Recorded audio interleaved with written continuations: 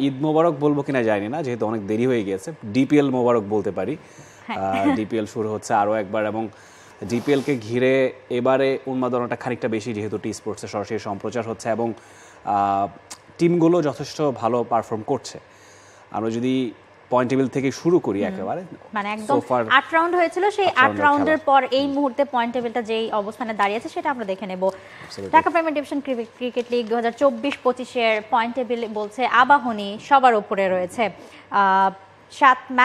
7 জয় তার 1 হার, এবং সেখানে 14 পয়েন্ট, একটা হার। 8টা ম্যাচ খেলেছে, সেখানে একটা মাত্র ম্যাচ হেরেছে এবং বাকি সবগুলো ম্যাচ, প্রথম ম্যাচটা হেরেছিল আবাহনী, শুরু করেছিল হেরে, কিন্তু এরপর শুরুর পর টানা 7টা জয় তাদের, দারুণ। এবং সেই সাথে গাজী গ্রুপ ক্রিকেটার্স 12 পয়েন্টে রয়েছে, মোহামেডান স্পোর্টিং ক্লাব 6 জয় আর 2 হার নিয়ে 12 পয়েন্ট সেম, এবং প্রাইম ব্যাংক ক্রিকেট ক্লাব 4 নম্বরে রয়েছে 10 পয়েন্টে, 5 নম্বরে অগ্রণী ব্যাংক ক্রিকেট ক্লাব 10 পয়েন্টে রয়েছে, 6 নম্বরে আছে লেজেন্ডস অফ রূপগঞ্জ এবং তারা রয়েছে 9 পয়েন্ট নিয়ে, 4 জয় এবং 3 হার। শেষে তাদের একটা ম্যাচ পরিত্যক্ত ঘোষণা হয়েছিল।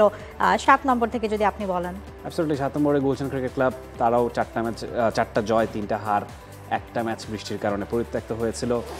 এরপর ধানমন্ডি স্পোর্টস ক্লাব 3টা জয় 5টা হার, তাদের 6 পয়েন্ট নিয়ে তারা আছে পয়েন্ট টেবিলের 8 নম্বরে। ব্রাদার্স ইউনিয়ন 2টো জয় 5টা হার।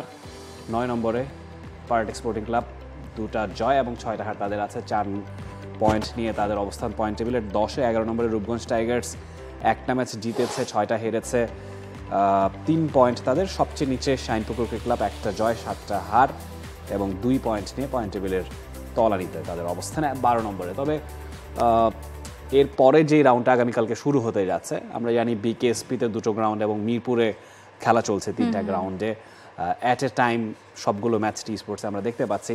কালকে যে খেলাগুলো আছে সেগুলো একবার দেখে নিতে চাইব। প্রথম ম্যাচটাই বিকেএসপির 3 নম্বর গ্রাউন্ডে আবাহনী এবং শাইনপুকুরের খেলা। এরপর বিকেএসপির 4 নম্বর ভেন্যু, পাশের ভেন্যুতেই, সেখানে ধানমন্ডি স্পোর্টস ক্লাব এবং গুলশান ক্রিকেট ক্লাবের ম্যাচ আছে। এরপর মিরপুরে যেই খেলাটা হবে সেখানে মোহামেডান স্পোর্টিং ক্লাব এবং প্রাইম ব্যাংক ক্রিকেট ক্লাব প্রতিদ্বন্দ্বিতা করবে। সবগুলো ম্যাচ সকাল 9টায় শুরু হতে যাচ্ছে। টি স্পোর্টস নেটওয়ার্কে সরাসরি দেখা যাবে। মিরপুরের ম্যাচটা আমরা ইউজুয়ালি টিভিতে দেখাই, এবং বিকেএসপির 2টো ম্যাচ ইউটিউবে অবশ্যই অ্যাভেলেবল আছে।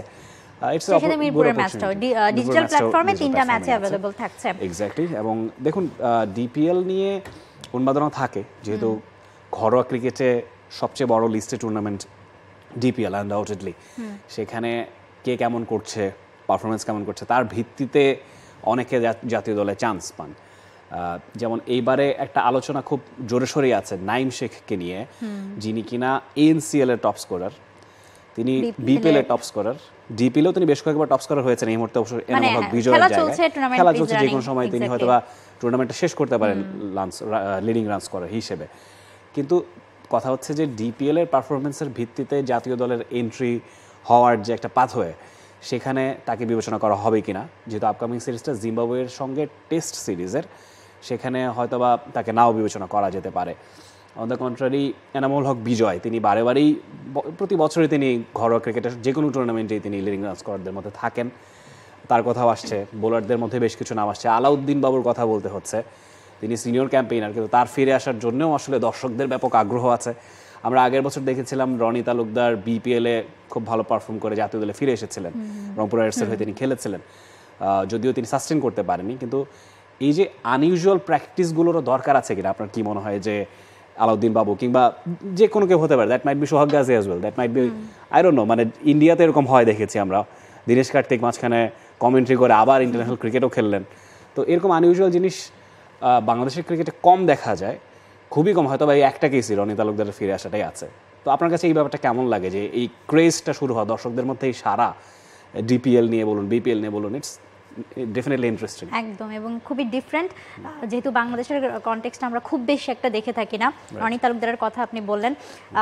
এবার আমরা যখন ডিপিএল এর একদম শুরু থেকে যখন শুরু হচ্ছে, তখন থেকেই কথা হচ্ছিল যে ডিপিএলটা তো আসলে অনেকের কামব্যাকের একটা মঞ্চ জাতীয় দলে, এবং সেই সাথে যে নামগুলো ন্যাচারালি আসে, নাইম শেখ, বিজয়, নুরুল হাসান সোহান বা এরকম আরও যত নাম আছে, সো এরকম নামগুলো কিন্তু পারফর্ম করছে, এবং পারফর্ম করার সাথে সাথে যখন ধারাবাহিকভাবে তারা পারফর্ম করছে, পুরো ডিপিএল জুড়েই কিন্তু আমাদের এটাই বলতে হয়েছে যে জাতীয় দলের দরজায় করা নাড়ছে, এবার করা না রীতিমতো ঘুষি মারছে, ধাক্কাচ্ছে, মানে এমন একটা অবস্থা। এবং বিজয়ের একদম শেষ মুহূর্তে আমরা দেখলাম যে 49টা সেঞ্চুরি তার হয়েছে। সো তার ছোটবেলার মানে অতীতের যে একটা স্মৃতি ছিল, যে তিনি আসলে ডায়েরিতে লিখেছিলেন 2014 সালে মনে হয়, যে তিনি আসলে 2025-এর মধ্যে 50টা সেঞ্চুরি পূরণ করতে চান, আর মাত্র একটা সেঞ্চুরি দরকার। এবং ঈদের এই গ্যাপটার পর আমরা আসলে অপেক্ষায় আছি যেরকম একটা মাইল ফলক, তার জন্য একটা মাইলস্টোন, এবং সারা ক্রিকেট ভক্তদের জন্য যে আসলে তার সেই স্বপ্নটা পূরণ হয় কিনা, এবারে ডিপিএল এর মঞ্চে 50টা সেঞ্চুরি তিনি করে ফেলতে পারেন কিনা।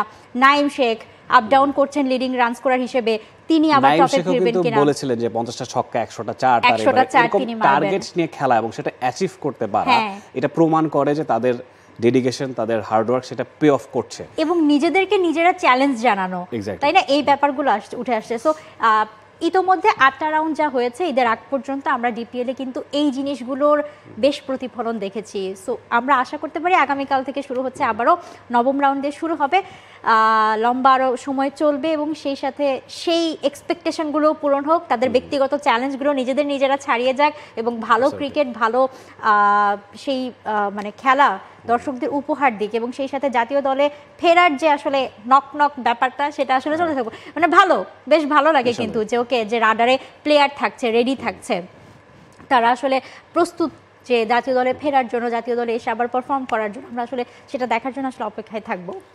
For more updates, subscribe to our YouTube channel and click on the bell icon. Follow us on Facebook and Instagram. Download T-Sports app to enjoy exciting games and highlights. Visit tsports.com.